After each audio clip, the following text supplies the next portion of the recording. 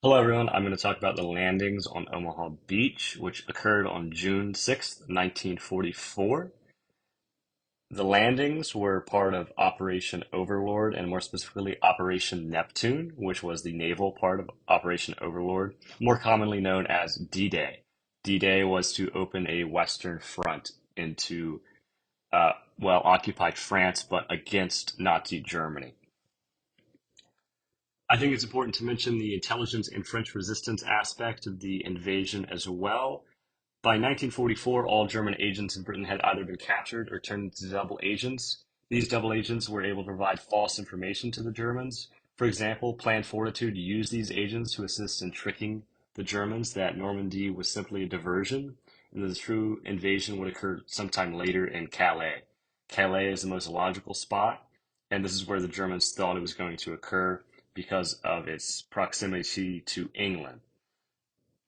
And this was assisted with other tricks such as prop armies and actors and other various counterintelligence tricks.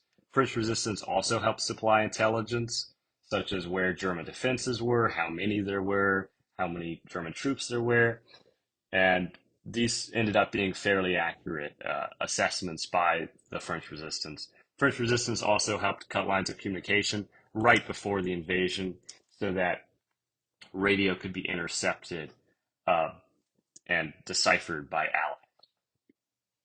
D-Day was actually planned initially for sometime in May and then postponed to June 5th, and then had a 24-hour delay to June 6th because of the weather. The chief of staff knew that Omaha Beach was going to be the most difficult beach to take out of all of the beaches, but knew that they had to take it due to its location between Utah and Gold Beach. General Giroux wanted to begin the operation on Omaha in the early morning at low tide in order to destroy the defenses, which we're going to talk about soon, instead of relying on shore bombardment and air bombardment. However, General Eisenhower and General Montgomery insisted that the bombardment would be enough, and they were later proved wrong. The British faced more unease about D-Day due to their failure at Dieppe and Dunkirk. And you can see Dieppe and Dunkirk on this map here. And you can also see Omaha on this map marked by the O, and you can see its location between Utah and Gold and Juneau and Swords. So you can see that it was a very important beach between all the beaches. The defenses on Omaha Beach were part of the Atlantic Wall. The Atlantic Wall was established by Germany for the defense of the Western Front, or an invasion of the Western Front. This hypothetically stretched from southern France all the way up the Norwegian coastline. However, it really concentrated in areas of most concern, obviously, such as Calais and even Normandy. And you can see some of the defenses on the left picture here, such as the Belgian gates and log posts and hedgehogs. And these are all really anti-vehicle and anti-landing craft devices. And you can see they also have some mines on the top, these logs where if you even hit them a little, the mine would fall off and explode, killing everyone inside the landing craft or blowing up the vehicle. And the hedgehog makes it so an amphibious tank would not be able to come to shore. And so things like this were put all across these beaches and in the water right at the start of the water. And the person in charge of these defenses in the west was Erwin Rommel, and you can see him on the right in the cap holding the baton. He was actually not present on June 6th because the Germans believed that the weather was too bad in that time frame. They could not see what the Allies saw. The meteorologists did not expect an invasion, so they were somewhat relaxed during that time. And Erwin Rommel went to Germany. It may have been for his wife's birthday, however, that's somewhat disputed. But he was not present on June 6th, which made the invasion for the Germans that much worse. In the early morning of June 6th, airborne divisions were dropped behind the invasion beaches to cause chaos or to secure and destroy other bridges. D-Day, composed of the largest invasion fleet ever assembled from multiple nations, the French, the British, the Americans, even the Polish and the Norwegians took place in this invasion fleet. The fleet heavily bombarded the coast. However, this provided mixed results because of the concrete bunkers and basically blind firing. The landing craft that traveled from these ships traveled several miles through rough seas to reach the shore, and many men suffered from seasickness. And imagine suffering from seasickness and then immediately going into machine gun fire. That is a very difficult thing to do, and many men died because they were exhausted by the time they reached the beach. And the bombings from the Allied planes was also not very successful because they didn't want to hit their landing craft, so they often delayed their dropping and didn't hit anything either. You can see on this photograph on the right here, it's titled Into the Jaws of Death. It takes place on Omaha Beach. The ramp has dropped and these men are wading through the water trying to get to the beach. This is because the coxswain has dropped the ramp and presumably not made it past the sandbar onto the beach.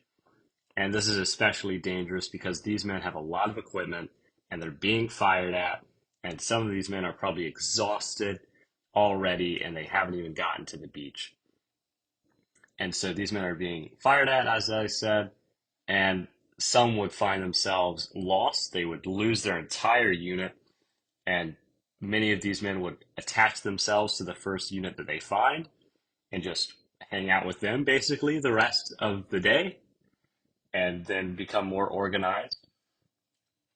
Or some of them would suffer so much from combat shock that they would simply hide behind the seawall and only when forced, practically, go into combat. And so, as you can imagine, leadership was paramount on D-Day, all across D-Day, but on Omaha especially. And General Cota was the first person to lead a successful breakthrough on Omaha.